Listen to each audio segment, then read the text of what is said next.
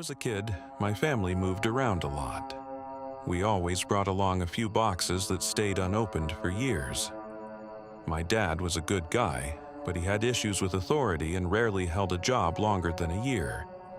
Every time the lease was up, we'd move closer to his next job. One time, he found a steal of a house. A small, old 2-bedroom, 1 bath with a detached garage. Rent was only about $300 a month. This was 2003. The landlord mentioned someone had passed away in the house within the last 5 years, but my dad shrugged it off. Almost immediately after moving in, strange things started happening. We'd hear noises like someone else was living there. Drawers opening and closing, doors swinging, water turning on in the bathroom by itself. Nothing violent or harmful, just weird. The front door had a keyhole on both sides, so you couldn't leave the house locked without a key. And, unsurprisingly, within a week we lost the keys. Boxes were still everywhere, and my dad got stressed.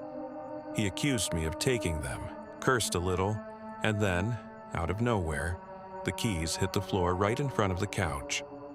After that, the keys became part of the house's strange little quirks. My dad would leave them in a bowl on the TV, and by morning, they'd be moved somewhere else. Once, we even found them stuffed into a sealed box of pots and pans, shoved through the handle holes. We laughed, even though it was unsettling. But the creepiest part was the stomping. Almost every night around 2 or 3 a.m., heavy footsteps would pace down the hallway outside our bedrooms. I later confirmed with my dad that it freaked him out too. I was about 8 at the time. One night, I finally yelled, "Stop stomping! I need to sleep!" For about 15 seconds, it was quiet. Then it sounded like a bull charging my room. 3 hard knocks hit my door right after. My dad woke up and came to check. I was frozen in fear, and I suddenly needed the bathroom. I ran down the hall, trembling, leaving a trail behind me, and my dad followed, trying to figure out what happened. I ended up crying on the toilet, embarrassed and terrified. After that, he told me, "If you ever feel unsafe, come sleep in my room. Nothing can bother you when I'm there." The final straw came a week later. My dad's girlfriend, who had been staying with us more, was sleeping over. That night, just around 2 to 3 a.m., she felt something grab her ankle and drag her down the hallway. By the time she realized what was happening, she managed to get free. My dad sent me to stay at my aunt's house for safety and stayed in the house alone for a few months while searching for a new place. Even now, years later, I still think about that house. I wonder if the people living there now experience anything strange, or if it's finally quiet.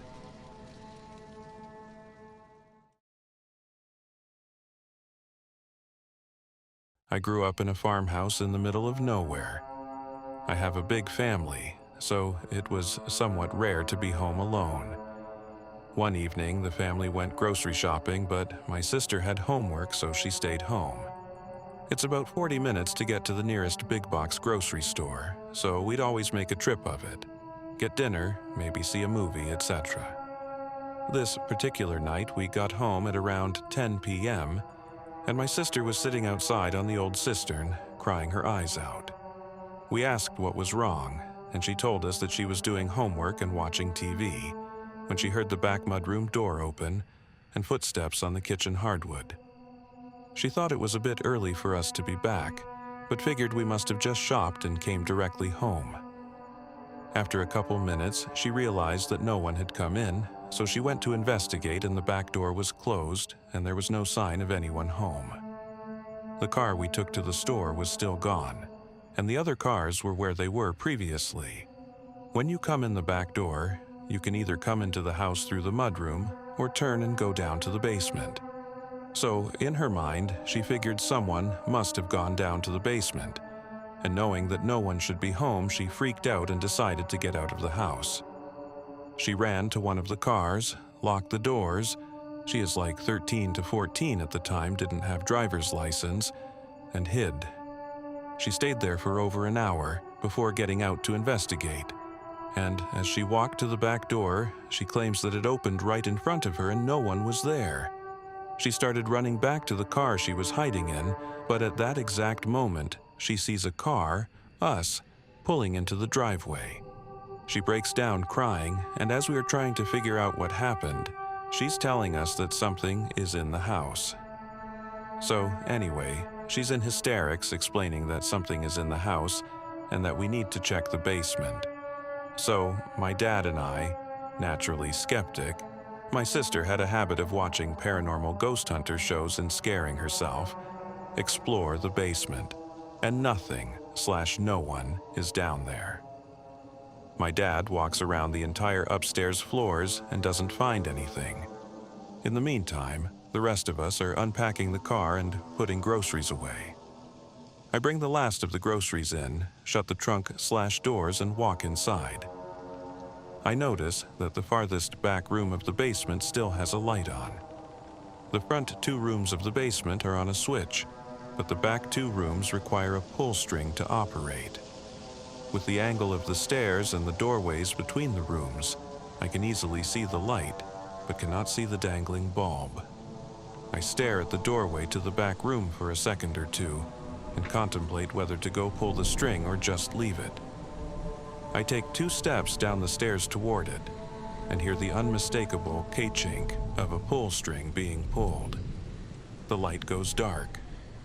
At first, I'm wondering if my dad is down there still, so I go set what I'm carrying down on the kitchen table and walk into the living room. My dad is already in his chair with the TV on. My mom has my sister calmed down finally, and is basically just like you imagined it, in classic TV parent fashion. I walk over to my dad's chair and whisper that I'm gonna lock the mudroom door tonight.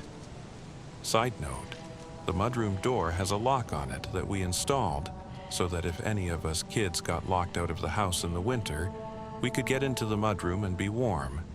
But someone couldn't really break into the main house while no one was home. We kept the actual exterior back door unlocked most of the time. If someone wanted to steal the washer and dryer and old paint cans out of our basement, so be it. At first, he was confused because we almost never locked that door at night when we were all home, fire hazard, etc., but must have taken a look at my face and just nodded. Anyway, I lived in that farmhouse off and on for 25 years and still own it today, though I don't live in it. Never experienced anything inexplicable except the weirdness of that one night. My sister never really liked the house after that, but even she got over it eventually. But I'll never forget that ka-chink, burned in my brain forever.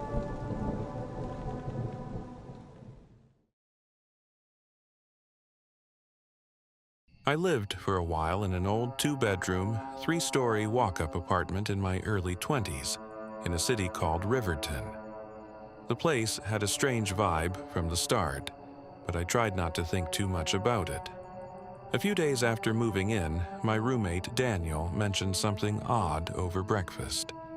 He asked why I had been pacing around the apartment all night and knocking on the wall between our rooms.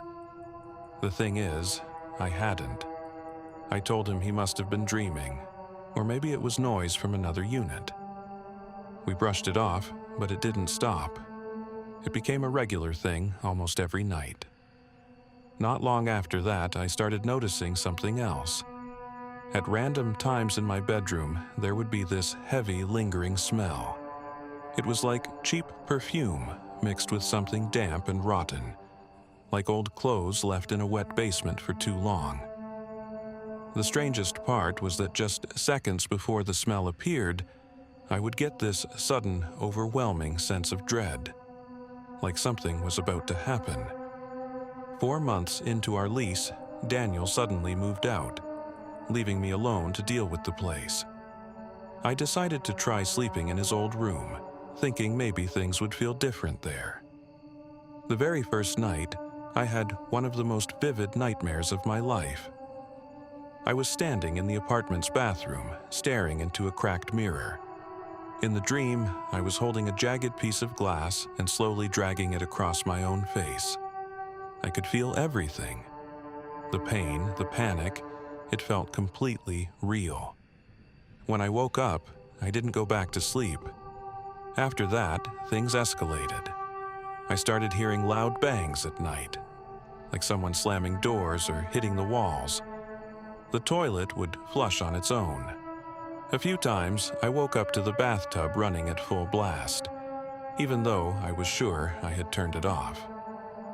But the moment that really stayed with me happened just before I moved out. One night, around 2 a.m., I woke up to the TV blasting at full volume. It had turned on by itself. The screen was showing some kind of late-night horror documentary, grainy footage, unsettling narration. The volume was so loud it made my heart race instantly. What made it worse was that the TV was old. You had to physically turn a knob to power it on. There was no remote, no timer, nothing automatic about it. I just stood there in the dark, staring at the screen, with that same heavy smell slowly creeping back into the room. I didn't stay there much longer after that. Even now, I still think about that apartment sometimes, and I'm not sure I ever found a reasonable explanation for any of it.